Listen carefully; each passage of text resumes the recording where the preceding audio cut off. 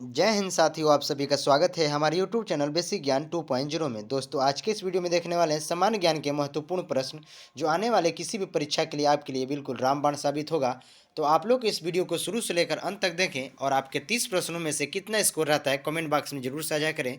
Video पसंद आए तो लाइक और शेयर करें। चलिए आज का वीडियो शुरू करते हैं। आज का हमारा पहला प्रश्न है, उगादि किस राज्य का एक प्रमुख त्यौहार है? तो अगर आपको इसका आंसर पता है तो आप वीडियो को रोककर जवाब दे सकते हैं। तो दोस्तों, उगादि हमारा कर्नाटक, यानी पहले क्वेश्चन का हमारा बिल्कुल सही जवाब भी हो जाएगा। आप लोग याद करेंगे, कर्नाटक का एक पर्व है उगादि, क्योंकि जिस तरह फसल कटाई के बाद उत्तर भारत में मकर संक्रांति मनाया जाता है, उसी तरह कर्नाटक में उगादि एक पर्व मनाया जाता है फसल कटाई के बाद। देखिए, तमिलनाडु में भी एक मनाया जाता है पोंगल। पोंगल त्यौहार है जो यहाँ के भी फसल कटाई के है। और असम में भी मनाया जाता है बिहू। और केरल का भी आप लोग याद करेंगे ओणम। सारे ये फसल कटाई का त्यौहार है, आप जरूर याद करेंगे। यानी इस प्रश्न का हमारा बिल्कुल सही जवाब भी होगा, आप लोग याद करेंगे। नेक्स्ट क्वेश्चन देखते हैं। 2 नंबर, हिमालय किस प्रकार का एक पर्वत है?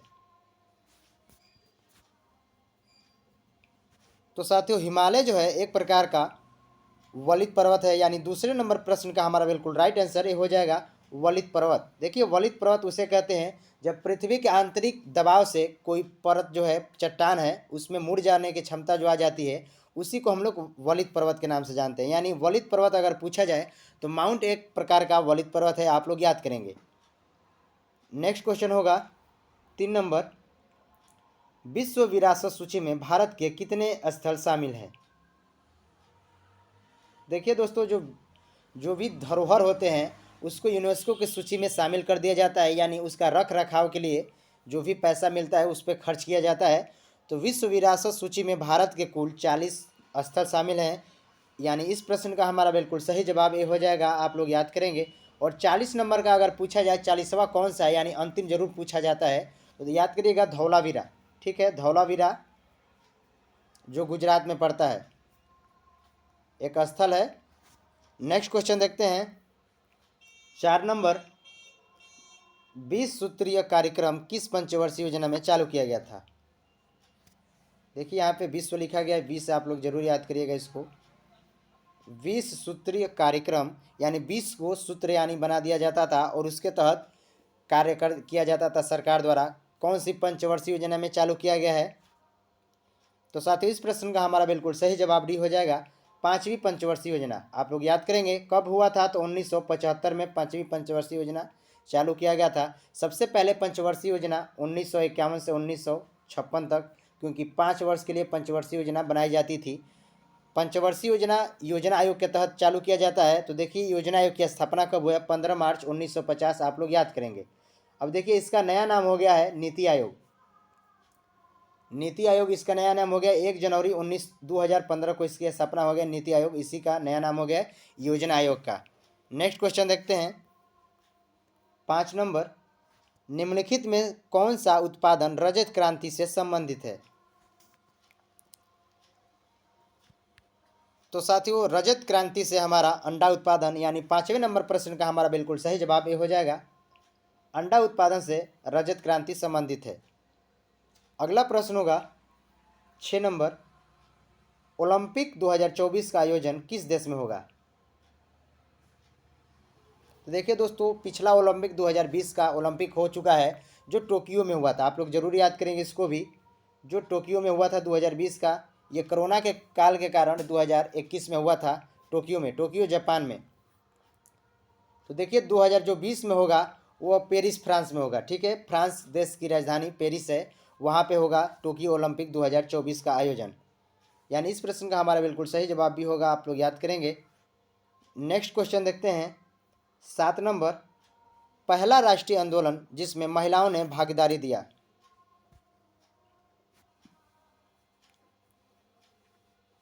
तो दोस्तों, पहला जो राष्ट्रीय आंदोलन है उसमें महिलाओं ने जिसमें भाग लिया था वो हमारा है दांडी मार्च, जिसे हम लोग सविनय अवज्ञा आंदोलन के नाम से जानते हैं। यानी 7वें नंबर प्रश्न का हमारा बिल्कुल सही जवाब ये हो जाएगा, आप लोग याद करेंगे। कब चालू हुआ है? तो 1930। सविनय अवज्ञा आंदोलन दांडी मार्च के तहत ही चालू हुआ था।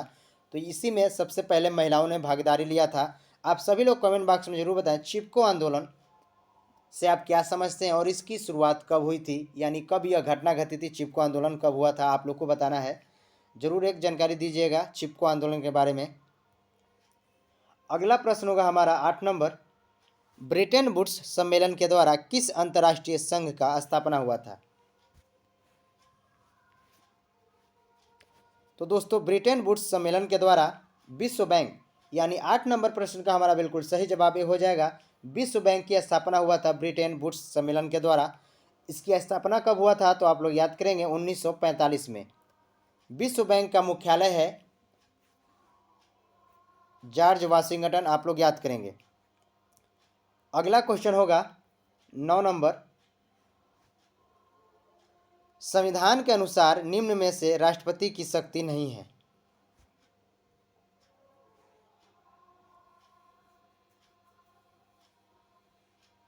तो साथियों संविधान के अनुसार आप लोग को बताना है राष्ट्रपति की शक्ति इनमें से कौन नहीं है। तो दोस्तों इस प्रश्न का हमारा बिल्कुल सही जवाब डी हो जाएगा, राष्ट्रपति का एक प्रकार का यह शक्ति नहीं है मुख्यमंत्री का नियुक्ति करना, क्योंकि किसी भी राज्य का मुख्यमंत्री का नियुक्ति राज्यपाल करता है उस राज्य का। तो यानी इस प्रश्न का हमारा बिल्कुल सही जवाब डी हो जाएगा। देखिए अध्यादेश भी जारी करता है आर्टिकल 123 के तहत, क्षमादान की शक्ति भी है 72 आर्टिकल के तहत, और संसद का अधिवेशन जो बुलाता है 108 अधिवेशन के तहत। तो आप लोग जरूर याद करेंगे तीनों ही आर्टिकल को, अध्यादेश, क्षमादान और संसद का बुलाना।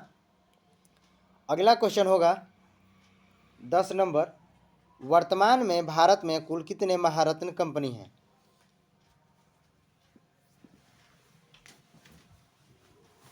तो साथियों वर्तमान में कुल महारत्न कंपनियों की संख्या 12 है, बिल्कुल आप लोग याद करेंगे इसको ध्यान से। काफ़ी बार एग्जाम में यह पूछा जाता है कौन इनमें से महारत्न कंपनी है कौन नहीं है, तो आप लोग जरूर याद करिएगा महारत्न कंपनी 12 कौन कौन है, एक बार जरूर देखिएगा। यानी इस प्रश्न का हमारा बिल्कुल सही जवाब भी होगा। नेक्स्ट क्वेश्चन होगा 11 नंबर, निम्न में से कौन सा रचना हर्षवर्धन की नहीं है। तो इस प्रश्न का हमारा सही आंसर क्या रहेगा, आप कमेंट बॉक्स में जरूर बताएं। तो दोस्तों हर्षवर्धन की रचना इनमें से एक नहीं है, आपको दिख रहा होगा कादम्बरी। 11 नंबर प्रश्न का हमारा बिल्कुल राइट आंसर भी हो जाएगा, कादम्बरी जो है बाणभट्ट ने लिखा है। ठीक है, आप लोग याद करेंगे बाणभट्ट ने इन्होंने लिखा है। और रत्नावली, नागानंद और प्रियदर्शिका जो है ये तीनों रचना हर्षवर्धन ने लिखा है, यानी अपने हाथों द्वारा। तो जरूर आप लोग याद करेंगे इस प्रश्न को। नेक्स्ट क्वेश्चन होगा 12 नंबर, पृथ्वी के सतह पर गुरुत्वीय त्वरण का मान कितना होता है।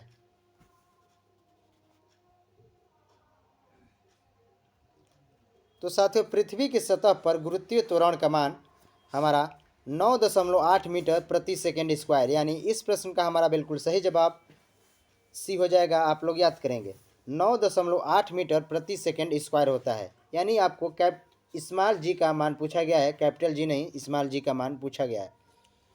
अगला प्रश्न होगा, शरीर की वृद्धि तथा कोशिकाओं की मरम्मत के लिए जिम्मेदार पोषण कौन सा है।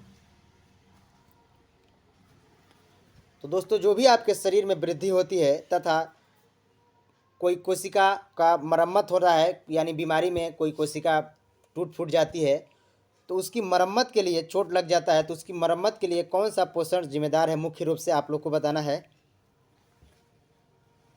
तो दोस्तों इस प्रश्न का हमारा बिल्कुल सही जवाब हो जाएगा डी, नई कोशिका का निर्माण करने के लिए भी प्रोटीन की आवश्यकता होती है। आप लोग जरूर इसे याद करेंगे, स्टार कर लीजिए इस प्रश्न को, काफ़ी बार एग्जाम में पूछा जाता है कि शरीर की वृद्धि तथा कोशिकाओं की मरम्मत के लिए किसका एक जिम्मेदार है, तो आप लोग जरूर बताएंगे प्रोटीन। नेक्स्ट प्रश्न होगा 13 नंबर, समुद्री जल से नमक किस विधि द्वारा बनाया जाता है।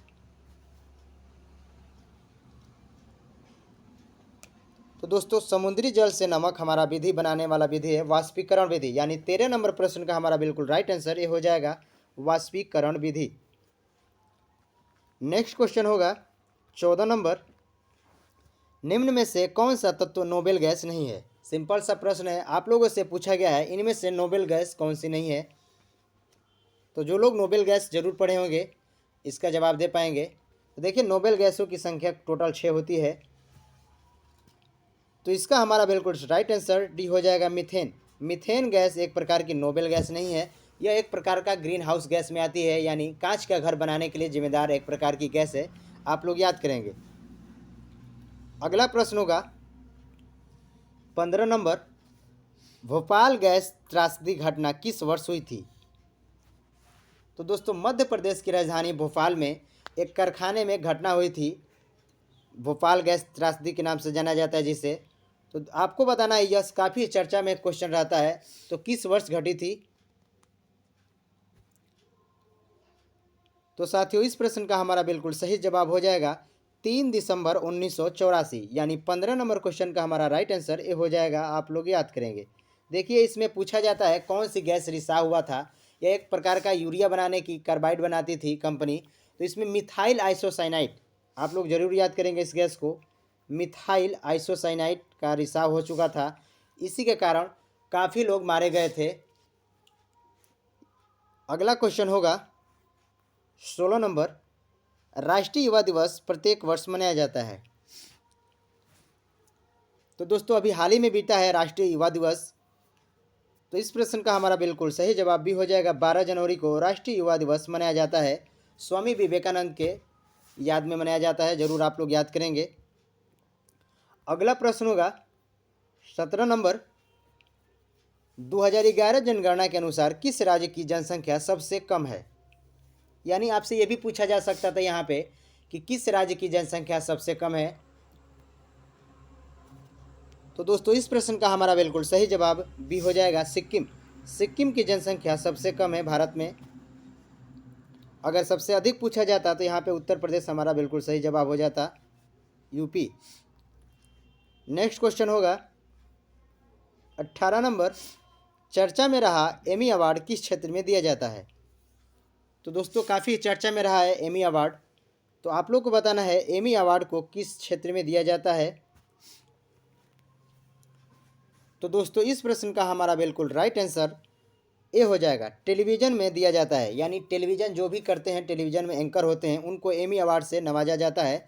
तो 18 नंबर क्वेश्चन का हमारा बिल्कुल सही जवाब ए हो जाएगा। सिनेमा के क्षेत्र में अगर पूछा जाए तो ऑस्कर आप लोग जरूर याद करेंगे, ऑस्कर पुरस्कार।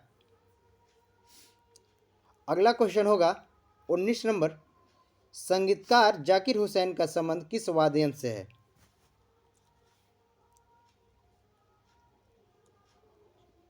तो दोस्तों संगीतकार जो जाकिर हुसैन है, इनका संबंध तबला। 19 नंबर प्रश्न का हमारा बिल्कुल सही जवाब भी हो जाएगा, तबला आप लोग याद करेंगे। अगला क्वेश्चन होगा 20 नंबर, संघाई उत्सव भारत के किस राज्य में मनाया जाता है? काफ़ी चर्चा में रहता है संघाई उत्सव। तो दोस्तों संघाई उत्सव भारत के मणिपुर राज्य में मनाया जाता है, यानी 20 नंबर प्रश्न का हमारा बिल्कुल सही जवाब ये हो जाएगा, मणिपुर। आप सभी लोग बताएं मणिपुर की राजधानी कहाँ पे है, कमेंट बॉक्स में जरूर बताने का प्रयास करें। नेक्स्ट क्वेश्चन होगा 21 नंबर, फॉरवर्ड ब्लॉक की स्थापना किसने किया था? तो दोस्तों फॉरवर्ड ब्लॉक की स्थापना सुभाष चंद्र बोस, यानी 21 नंबर प्रश्न का हमारा बिल्कुल सही जवाब सी हो जाएगा। कब किया गया था? तो 1 मई 1939, आप लोग डेट भी याद करेंगे, 1939। फॉरवर्ड ब्लॉक की स्थापना 1939 में सुभाष चंद्र बोस ने किया था, कांग्रेस से अलग होकर।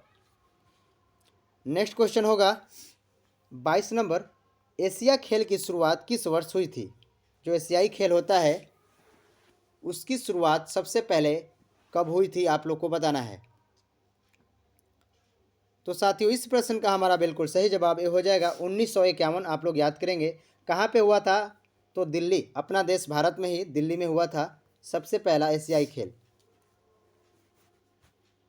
नेक्स्ट क्वेश्चन होगा 23 नंबर, क्षेत्रीय भाषा में, देखिए यहाँ पे क्षेत्रीय, यहाँ पे है क्षेत्रीय भाषा में निर्णय प्रकाशित करने वाला भारत का पहला राज्य कौन सा बन गया है? तो दोस्तों केरल एक ऐसा राज्य है जो केरल का उच्चतम न्यायालय है, जो उच्च न्यायालय, वो क्षेत्रीय भाषा में प्रकाशित करने वाला पहला राज्य बन गया है केरल। यानी 23 नंबर प्रश्न का हमारा बिल्कुल सही जवाब ये हो जाएगा। आप लोग याद करेंगे, केरल काफ़ी चर्चा में रहा है राज्य। देखिए, अपना खुद का इंटरनेट जो है लागू करने वाला पहला राज्य भी बन गया है केरल। सोने का एक जो अपना मूल्य है उसको भी लागू करने वाला बन गया है। सब्जियों का एक मूल्य लागू करने वाला भी केरल ही बन गया है।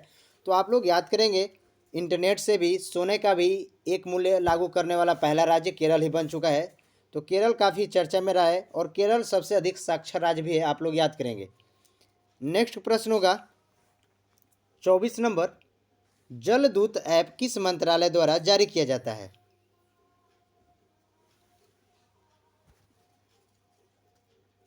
तो साथियों, जलदूत ऐप जो है वो ग्रामीण विकास द्वारा जारी किया गया है, ग्रामीण विकास मंत्रालय। यानी 24 नंबर प्रश्न का हमारा बिल्कुल सही जवाब हो जाएगा। देखिए, यह करंट का क्वेश्चन है। आप लोग ऐसे ऐसे करंट आपके परीक्षा में पूछे जाते हैं, जो भी एग्जाम हो रहा है इस समय हाल ही में। अगला क्वेश्चन है 25 नंबर, इसको स्टार जरूर आप लोग लगा लीजिए। अंतर्राष्ट्रीय सौर गठबंधन का मुख्यालय कहाँ स्थित है? तो देखिए दोस्तों, कई अंतर्राष्ट्रीय हैं, लेकिन सिर्फ भारत में एकमात्र है सौर अंतर्राष्ट्रीय गठबंधन। ये इसका मुख्यालय है हमारा गुरुग्राम। आप लोग याद करेंगे इसको, काफ़ी प्रश्न। इसकी स्थापना अगर आपको पूछा जाए तो 2015 में हुआ है और इसका मुख्यालय है गुरुग्राम में। एकमात्र है जो अंतर्राष्ट्रीय सौर गठबंधन है। जैसे में यूनिसेफ है, विश्व बैंक है, ये सारे दूसरे देश में स्थित हैं, लेकिन अंतर्राष्ट्रीय अगर देखा जाए तो सौर गठबंधन हमारे सिर्फ गुरुग्राम में स्थित है, इसका मुख्यालय। अगला प्रश्न होगा 26 नंबर, भूकंप से प्रभावित तुर्की देश के लिए भारत में कौन सा ऑपरेशन चलाया गया है? तो अभी हाल ही में भूकंप से प्रभावित था तुर्की देश, तो उसमें भारत ने मदद करने के लिए एक ऑपरेशन चलाया था। तो कौन सा ऑपरेशन है आप लोग को बताना है। तो दोस्तों, इस प्रश्न का हमारा बिल्कुल सही जवाब हो जाएगा ऑपरेशन दोस्त। यानी 26 नंबर प्रश्न का हमारा बिल्कुल राइट आंसर ये हो जाएगा। आप लोग याद करेंगे। देखिए, ऑपरेशन गंगा भी एक काफ़ी चर्चा में रहा है। ये यूक्रेन में जो फंसे भारतीय थे उसको वापस लाने के लिए ऑपरेशन गंगा एक ऑपरेशन चलाया गया था। तो आप लोग याद करेंगे, यूक्रेन से यह संबंधित है। और अभी आपको बता दिया है, तुर्की से प्रभावित जब हुआ था तुर्की भूकंप से, तो इसको चलाया गया था ऑपरेशन दोस्त। अगला क्वेश्चन होगा 27 नंबर, प्रधानमंत्री जन धन योजना की शुरुआत किस वर्ष हुई थी? तो साथियों, प्रधानमंत्री जन धन योजना की शुरुआत 2014, 27 नंबर क्वेश्चन का हमारा बिल्कुल सही जवाब भी हो जाएगा। 2014 में इसकी स्थापना हुई थी और यह रिकॉर्ड भी बहुत काफ़ी चर्चा में रहा है, क्योंकि सबसे अधिक खाता खोले जाने वाला यह योजना बन गया है। तो प्रधानमंत्री जन धन योजना जब भारतीय जनता पार्टी की सरकार बनी थी नरेंद्र मोदी जी की, उसी समय इसका योजना की शुरुआत हुआ था, प्रधानमंत्री जन धन योजना। आप लोग याद करेंगे। नेक्स्ट क्वेश्चन होगा 28 नंबर, दुनिया की पहली हाइड्रोजन से चलने वाली ट्रेन किस देश ने लॉन्च किया है? काफ़ी क्वेश्चन फेमस है, आप लोग याद करेंगे इसको। दुनिया की पहली हाइड्रोजन से चलने वाला ट्रेन कौन सा देश लॉन्च किया है, आप लोग को बताना है। तो दोस्तों, इस प्रश्न का हमारा बिल्कुल सही आंसर ये हो जाएगा जर्मनी। जर्मनी ने हाइड्रोजन से चलने वाला ट्रेन बना दिया है। आप लोगों से यहाँ पे सभी से प्रश्न होगा, विश्व में किस देश के पास सबसे अधिक तेज चलने वाली, ठीक है, तेज चलने वाली ट्रेन किस देश के पास है? आप कमेंट बॉक्स में ज़रूर बताएं। और उसका रफ्तार क्या है, आप कमेंट बॉक्स में ज़रूर बताइएगा। नेक्स्ट क्वेश्चन देखते हैं 29 नंबर, रानीपुर टाइगर रिजर्व किस राज्य में स्थित है? तो साथियों, रानीपुर टाइगर रिजर्व है जो, वो हमारे उत्तर प्रदेश, यानी 29 नंबर प्रश्न का हमारा बिल्कुल सही जवाब हो जाएगा, उत्तर प्रदेश में स्थित है। आप लोग याद करेंगे। अगला प्रश्न होगा 30 नंबर और यह हमारा लास्ट प्रश्न होगा, 2023 का खेल पुरस्कार कितने लोगों को दिया गया है? तो दोस्तों, 2023 में खेल पुरस्कार कुल 26 लोगों को प्राप्त किया गया है। आप लोग याद करेंगे 26 लोग। यानी इस प्रश्न का हमारा बिल्कुल राइट आंसर ये हो जाएगा। जिसमें से अगर आपसे पूछा जाए मेजर ध्यानचंद पुरस्कार किसे दिया गया है, तो सिर्फ 2 व्यक्ति को दिया गया है, चिराग शेट्टी और रिंकी रेड्डी। किस क्षेत्र में? तो बैडमिंटन के लिए दिया गया है। एकमात्र इसको दिया गया है 2 लोगों को, चिराग शेट्टी और रिंकी रेड्डी को। और अर्जुन पुरस्कार जो है, देखिए 26 जो पुरस्कार दिए गए इसी में शामिल है मेजर ध्यानचंद पुरस्कार भी और अर्जुन अवार्ड भी। ठीक है, अर्जुन खेल रत्न पुरस्कार जो दिया जाता है, तो अर्जुन पुरस्कार में एकमात्र व्यक्ति हैं जो क्रिकेट से संबंधित हैं, वो है मोहम्मद शमी। इनको पुरस्कार से, अर्जुन पुरस्कार से नवाजा गया है। तो देखिए आपको वीडियो कैसा लगा कमेंट बॉक्स में जरूर बताइए। और वीडियो के अंत में आपके लिए क्विज रखा जाता है। चलिए आज का क्विज देखते हैं। आज का हमारा क्विज है, भाला फेंक दिवस किस दिन मनाया जाता है? तो आप लोग इसका आंसर जरूर बताइएगा। भाला फेंक दिवस प्रत्येक वर्ष किस दिन मनाया जाता है और क्यों मनाया जाता है, इसका भी ज़रूर जानकारी दीजिएगा। और आपको हिंट हम दे रहे हैं, यह टोक्यो ओलंपिक जो हुआ था उसी से संबंधित है यह। आप लोग ज़रूर इसका जवाब दीजिएगा। धन्यवाद।